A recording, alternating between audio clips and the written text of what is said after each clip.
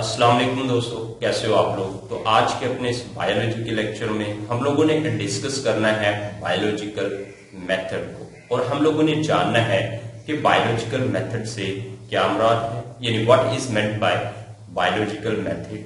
बहुत important question है। उसके बाद दोस्तों हम लोग बात करने वाले हैं बायोलॉजिकल मेथड के जो स्टेप्स हैं, इन तमाम स्टेप्स की हम लोग डिटेल से बात करेंगे और एग्जाम्पल से समझेंगे अपने इस लेक्चर में बायोलॉजिकल मेथड को, ताकि कल को आप लोग बायोलॉजिस्ट बने और इस मेथड्स को अप्लाई करके जो है आप लोग किसी भी बायोलॉजिकल प्रॉब्लम का हल निकाल सके। तो दोस्तों इसलिए ये स्टेप्स जो हैं बहुत जरूरी हैं और इनको समझना भी बहुत जरूरी है, और एग्जाम के पॉइंट ऑफ व्यू से बहुत से क्वेश्चंस बनते हैं जो कि मैं पॉइंट आउट भी करूंगा अपने इस लेक्चर में। आप लोग अगर फर्स्ट टाइम हो हमारे इस चैनल पर तो आप लोग इसको सब्सक्राइब जरूर कीजिएगा, बेल के बटन पर क्लिक कर दीजिएगा, वीडियो को लाइक और शेयर कर दीजिएगा, क्योंकि दोस्तों इस चैनल के जरिए हम आप लोगों को स्टडी में हेल्प करेंगे। अब दोस्तों बात कर लेते हैं कि ये बायोलॉजिकल जो मेथड होता है ये क्या होता है। देखिए, बायोलॉजिकल मेथड की बात करने से पहले आपको बायोलॉजिकल प्रॉब्लम का पता होना बहुत जरूरी है। अब बायोलॉजिकल प्रॉब्लम क्या होती है? बायोलॉजिकल प्रॉब्लम ऐसी प्रॉब्लम होती है जानदार जो है फेस करते हैं। देखें कैसे जानदार फेस करते हैं, यानी वो प्रॉब्लम्स जो है जानदार की मुख्तलिफ पॉपुलेशंस को उसका सामना करना पड़ सकता है। जिस तरह से इंसानों की पॉपुलेशन है उसको सामना करना पड़ रहा है कोरोना वायरस से, और कोरोना वायरस जो है ये एक प्रॉब्लम है जिसने इंसानों में बहुत से मसाइल पैदा कर दिए हैं और पूरी दुनिया में ये जो है वो फैली हुई है, बायोलॉजिकल प्रॉब्लम है। बिल्कुल इसी तरह से अगर इंसानों की पॉपुलेशन में एक और प्रॉब्लम की बात करें, यानी आप लोग दांत साफ नहीं करते, तो ये एक बायोलॉजिकल प्रॉब्लम है, और कुछ लोग साफ करते हैं, जो नहीं करते उनके दांत खराब हो जाते हैं। तो ये देखें इस दांत साफ करने वाली बायोलॉजिकल प्रॉब्लम का यानी हम लोग हल कैसे निकालते हैं, ब्रश करते हैं, ठीक है, तो हल निकाल लेते हैं। लेकिन ये तो बहुत बेसिक थी। एक मलेरिया जो है वो बायोलॉजिकल प्रॉब्लम है, जिसको हम लोग डिटेल में अपने आने वाले लेक्चर में मलेरिया की हिस्ट्री देखेंगे, और फिर हम लोग ये जानेंगे कि किस तरह से एक बायोलॉजिस्ट ने पता लगाया कि मलेरिया जो है वो कैसे फैलती है, और जब उसके फैलाव का पता लग गया तो उसको कंट्रोल करना जो है वो जरूरी हो गया। और बिल्कुल इसी तरह से कैसे पता लगाया होगा साइंसदानों ने कि कोरोना वायरस कैसे फैलता है, और उसकी एहतियातें जो है जब अपनाई गई तो कोरोना वायरस पे काफी हद तक कंट्रोल पा लिया गया।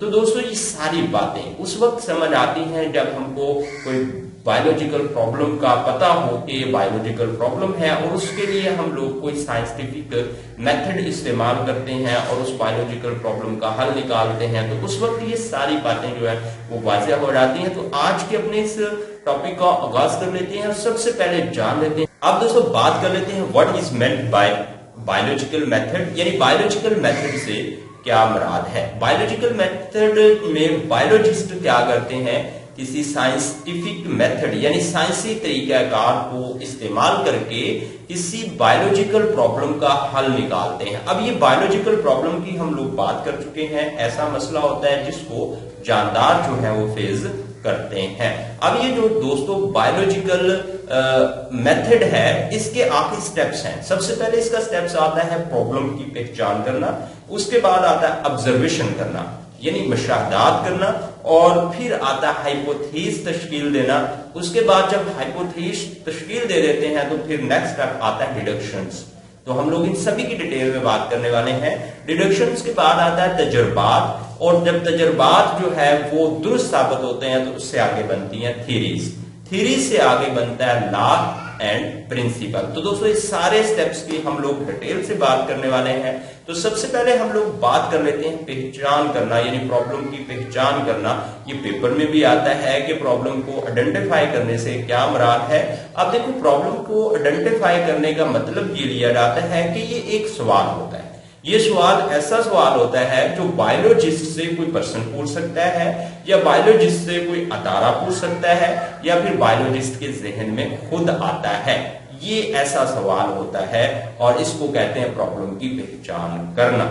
अब दोस्तों इससे अगला जो स्टेप्स है वो है ऑब्जर्वेशन। ऑब्जर्वेशन के लिए हम लोग क्या करते हैं, अपनी पांचों हिस्से को इस्तेमाल करते हैं। यानी हम लोग अपने देखने की हिस्से इस्तेमाल करते हैं, सूंघने की हिस्से इस्तेमाल करते हैं, चखने की हिस्से इस्तेमाल करते हैं, और इन पांचों हिस्से को हम लोग इस्तेमाल करके अदादोशुमार यानी डाटा को इकट्ठा करते हैं। अब ये अदादोशुमार या डाटा जो हमने इकट्ठा किया है ये दोस्तों दो तरह का होता है, या तो ये क्वांटिटेटिव होगा या क्वालिटेटिव होगा। क्वांटिटेटिव को उर्दू में मकदारी मुशाहदा कहते हैं और क्वालिटेटिव को माहिती कहते हैं। यहां से एग्जाम में अक्सर क्वेश्चन आता है what is meant by quantitative and qualitative observation, यानी इसमें क्या फर्क है। बहुत इंपॉर्टेंट क्वेश्चन है, तो आपने समझना है कि जो क्वांटिटेटिव ऑब्जर्वेशन होती है यानी मकदारी मुशाहदा होता है उसके अंदर वेरिएबल्स नहीं होते, और इसको क्वालिटेटिव से ज्यादा जो है वो दुरुस्त माना जाता है। और यहां से ये भी क्वेश्चन आता है कि जो क्वालिटेटिव है उसको जो क्वांटिटेटिव है उसको क्वालिटेटिव यानी मकदारी को माहिती से ज्यादा दुरुस्त माना जाता है। क्यों? तो इसके जवाब में आपने ये लिखना है क्योंकि जो मकदारी मुशाहदा उसमें वेरिएबल्स नहीं होते। उसके बाद जो क्वालिटेटिव है माहिती है उसमें वेरिएबल्स होते हैं, और इसको जो है मकदारी मुशाहदे से ज्यादा दुरुस्त तस्वर नहीं किया जाता। अब इन दोनों ऑब्जर्वेशंस की यानी क्वांटिटेटिव और क्वालिटेटिव की हम लोग जो है वो डिफरेंस देखते हैं मिसाल के जरिए। अब देखो दोस्तों, एक ऑब्जर्वेशन है कि पानी का जो नुक्ता इंजमाद है यानी जो फ्रीजिंग पॉइंट है वो 0 सेल्सियस है, और नुक्ता उबाल जो है यानी जो बॉइलिंग पॉइंट है वो 100 सेल्सियस है। अब यहाँ पे देखो मकदारें इस्तेमाल हुई हैं, वेरिएबल्स नहीं है, तो लिहाजा ये मकदारी मुशाहदा है। अब दोस्तों मैं यहाँ पे क्वालिटेटिव मुशाहदा लिखता हूँ यानी माहिती मुशाहदा आपके सामने बयान करता हूँ। वो ये है पानी का नुक्ता इंजमाद यानी मेल्टिंग पॉइंट पानी के नुक्ता उबाल से कम है। अब देखो एक और मुशाहदे की बात हम लोग करते हैं कि 1 लीटर पानी 1000 ग्राम जबकि 1 लीटर एथेनॉल 799 यानी 789 ग्राम होता है। और यहाँ पे जो माहिती होगा वो ये होगा 1 लीटर पानी 1 लीटर एथेनॉल से भारी होता है। तो ये दोस्तों हमने क्या किया है, ऑब्जर्वेशन करके हम लोगों ने मुशाहदात निकाले, और मुशाहदात दो तरह के होते हैं, माहिती और मकदारी। इन दोनों में क्या डिफरेंस है ये पेपर में क्वेश्चन आता है। उसके बाद दोस्तों नेक्स्ट स्टेप आता है वो है हाइपोथेसिस, यानी जो भी हमने अदाद-ओ-शुमार डाटा जो है हम लोगों ने ऑब्जर्वेशन से निकाला है, यानी ऑब्जर्वेशन से हम लोगों ने निकाला है, अपनी पांचों हिस्से इस्तेमाल करके हमने डाटा इकट्ठा कर लिया है। तो उस अदाद-ओ-शुमार या डाटा से हम लोग एक तहकीक तलब बयान बनाते हैं, एक ख्याल जनरेट करते हैं, तहकीक तलब, जो कि उस प्रॉब्लम का हल नजर आता है। बज़ाहिर उस प्रॉब्लम का हल नजर आता है, यानी लगता है ऐसे ही हुआ होगा, ठीक है। तो उस तहकीक तलब ख्याल को बोला जाता है कि ये हाइपोथेसिस है। ये क्या है? हाइपोथेसिस है। यानी हमने ऑब्जर्वेशन की, अदाद-ओ-शुमार इकट्ठे किए, और अदाद-ओ-शुमार इकट्ठे करने से क्या हुआ कि जो है वो एक हमने तहकीक तलब ख्याल बना लिया। मान लीजिए दोस्तों हम लोगों ने जब ऑब्जर्वेशन किया अपनी सोसाइटी में रहने वाले पीपल्स का, यानी लोगों का, जो भी हमारे इंसानों की पॉपुलेशन में है, तो वहां पे कुछ लोगों को एक प्रॉब्लम सामने आ रही थी, और वो प्रॉब्लम ये थी कि उनके दांत खराब हो जाते थे, ठीक है, जिसकी वजह से उनके दांतों में काफी ज्यादा जो है वो पेन होती थी। तो फिर हमने ऑब्जर्व किया लोगों की एक्टिविटी को, और यहां से हमने डाटा निकाला कि कुछ लोग तो ऐसे हैं जो कि दांत साफ कर रहे हैं, और कुछ लोग ऐसे हैं जो दांत साफ नहीं करते। तो हमारी ऑब्जर्वेशन थी कि वो लोग जो दांत साफ नहीं करते उनको उनके दांत खराब होने के चांसेस ज्यादा होते हैं। तो ये हमारी ऑब्जर्वेशन थी। तो यहां से हमने एक तहकीक तलब ख्याल यानी हाइपोथेसिस तश्कील दे दिया, और वो ये था कि दांत खराब होने की वजह दांतों को साफ ना करना है। तो ये हमने हाइपोथेसिस यहाँ पे तश्कील दिया। इससे आगे जो है वो है डिडक्शन। डिडक्शंस में क्या किया जाता है दोस्तों? डिडक्शन में जो हाइपोथेसिस है उसका लॉजिकल जो है वो बयान बनाया जाता है। अब किस तरह से लॉजिकल बयान बनाया जाएगा डिडक्शंस का? जब हम लोग हाइपोथेसिस में अगर और तिब के वर्ड जो है वो ऐड कर देंगे तो वो लॉजिकल बयान बन जाएगा। यानी जिस तरह से हमारा हाइपोथेसिस था कि दांत खराब होने की वजह दांतों को साफ ना کرنا ہے تو یہاں سے ہم لوگ ڈیڈکشن بنائیں گے کہ اگر دانت خراب ہونے کی وجہ دانت صاف نہ کرنا ہے تو ان تمام لوگوں کے دانت خراب ہو جانے چاہیے جو دانتوں کو صاف نہیں کرتے.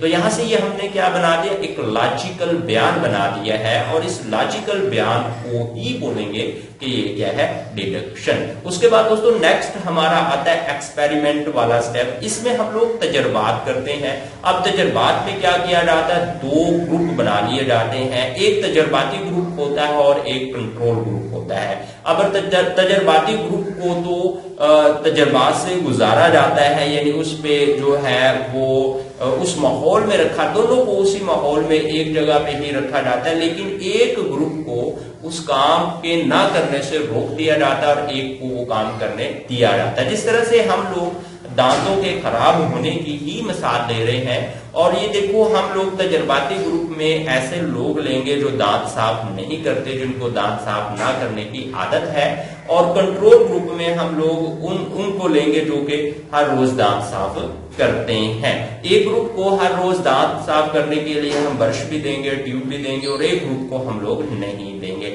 اس کے بعد دوستوں ان دونوں گروپس میں جو تجرباتی گروپس ہے اس کو ہم لوگ نہیں دیں گے دانت صاف کرنے کے لیے برش وغیرہ, ٹیوب وغیرہ, لیکن جو کنٹرول گروپ ہے اس کو ہم لوگ دیں گے. اس کے بعد 1-2 منتھ کے بعد ہم لوگ ان کے دانتوں کو چیک کریں گے, اور یہاں سے ہم لوگ یہ دیکھیں گے کہ کتنے لوگوں کے برش نہ کرنے کی وجہ سے 100 میں سے دانت خراب ہوئے ہیں, اور وہ کتنے لوگ ہیں 100 میں سے, یعنی 100 ہم نے تجرباتی میں لیے تھے اور 100 جو ہے وہ کنٹرول میں لیے تھے, اور یہاں پہ کتنے پیپلز ہیں جن کے جو ہے وہ دانت خراب ہو گئی ہیں, جبکہ سبھی کے سب دانت جو ہے صاف کر رہے تھے. تو یہاں سے دوستوں ہم لوگوں نے نتیجہ نکالنا ہے, اور یہ ایک بار کام نہیں کرنا, یہ ہم نے ایک تجربہ ایکسپیریمنٹ کیا تھا, اسی طرح گروپ کی شکل میں ہم لوگ دوسرا بھی کریں گے اور تیسرا بھی کریں گے, اور تمام تجربات کے اعداد و شمار کو اکٹھا کر کے ہم لوگ اوسط نکال لیں گے, اور پھر دوستوں ہم لوگ دیکھیں گے کہ تجربات سے کیا جو ہے وہ نتیجہ نکل رہا ہے. اب جو بھی نتیجہ نکلتا ہے اس کو دوستوں ہم لوگ پھر نام دیں گے تھیری کا. جب بار بار ہم لوگ تجربات کر رہے ہیں اس ڈیڈکشنز پر, اور وہ غلط ثابت نہیں ہو رہی بلکہ درست ثابت ہو رہے ہیں, تجربات کے جو نتائج ہیں وہ پازیٹیو آ رہے ہیں, تو پھر اس کو ہم لوگ تھیری کا نام دے دیں گے. اس کے بعد تھیری سے اگلا جو ہے سٹیپ وہ آتا ہے دوستوں یہاں پہ کہ لا اینڈ پرنسپلز کیسے بنتے ہیں.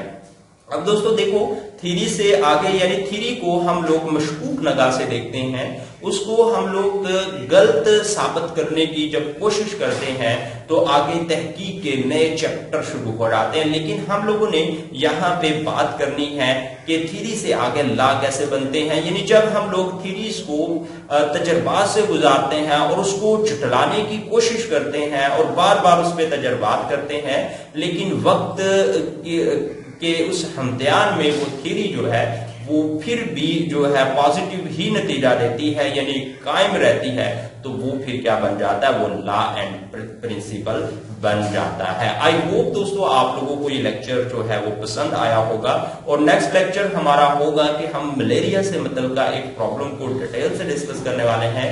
اگر دوست آپ لوگ فرسٹ ٹائم ہو ہمارے اس چینل پر تو اس کو سبسکرائب ضرور کیجیے گا, بیل کے بٹن پر کلک کر دیجیے گا, ویڈیو کو لائک اور شیئر ضرور کیجیے گا. اگر آپ لوگوں کا کوئی کوشچن ہے تو آپ لوگ کمنٹ میں ضرور لکھیے گا, اور ہم کو فیڈ بیک دینا مت بھولیے گا. جب آپ لوگ ہم کو فیڈ بیک دو گے تو ایک ایجوکیٹر کو ہی پتا ہے کہ وہ کتنا موٹیویٹ ہوتا ہے جب آپ لوگ اچھے اور پازیٹیو کمنٹ دیتے ہو.